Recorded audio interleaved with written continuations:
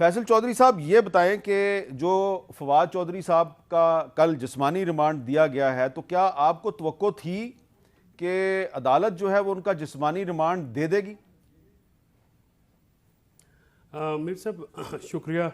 میں اس پہ تبصرے سے پہلے میں بہت مشکور ہوں تمام سینیٹر حضرات کا، سینیٹر مشتاق صاحب کا، رضا ربانی صاحب کا اور دیگر تمام جو سینیٹرز ہیں یا پارلیمنٹیرینز ہیں جنہوں نے اس معاملے پہ فواد صاحب کے لیے آواز اٹھائی. میں ان کا تہہ دل سے مشکور ہوں.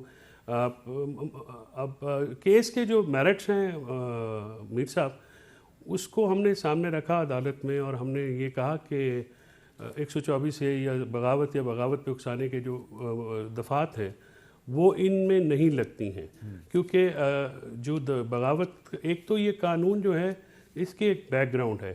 یہ بیک گراؤنڈ اس کی ہے کہ 1856 کی جب جنگ آزادی ہوئی تھی تب یہ قانون جو ہے برطانوی سامراج نے برصغیر پاک و ہند کے باشندوں کے اوپر لگانے کو یہ جو ہے یہ انٹروڈیوس کرایا. مولانا محمد علی جوہر جیسے قدآور شخصیات جو ہے ان کے اوپر یہ الزامات لگے اور تب سے لے کے آج تک ایون محترمہ فاطمہ جناح صاحبہ کے اوپر جو ہے یہ الزامات لگے اور آج تک یہ لگتے آ رہے ہیں.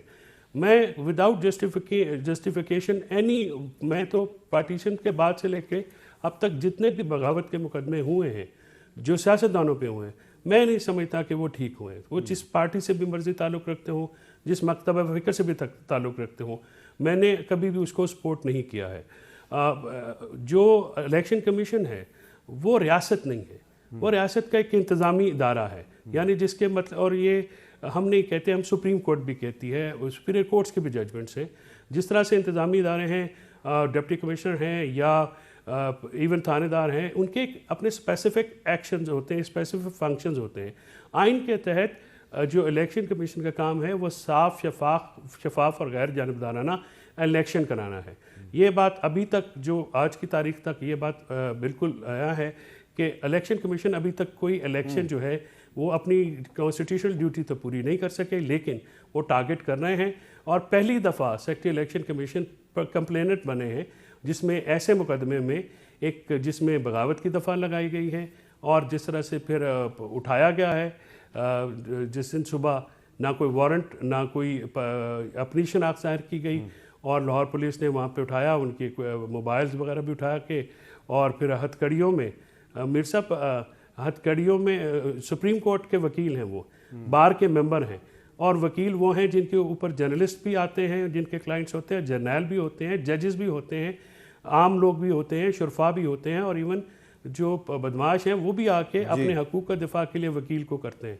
ان کو منہ پہ کپڑا ڈال کے، ہتھ کڑیاں 8 گھنٹے لگا کے وہ پیش کیا گیا. منہ پہ کپڑا تو اس کے ڈالتے ہیں جس کی شناخت پریڈ کرنی ہو، اور جو کہ مطلب میں آج مجھے وہ سینٹ میں وسیم شہزاد صاحب کی تقریر کا حوالہ دینا پڑے گا جس میں انہوں نے کہا ہے کہ یہ کپڑا نظام کے مکروہ چہرے پہ ڈالا گیا ہے اور ایک پولیٹیکل ورکر کو ہتھ کڑیوں میں اور کپڑا منہ پہ ڈال کے عدالت کے اندر ڈالا گیا، اور اسی عدالت سے راو انوار جیسے لوگ جو ہے وہ وکٹری کا نشان بناتے ہوئے باہر ہے. یہ ستم ظریفی ہے.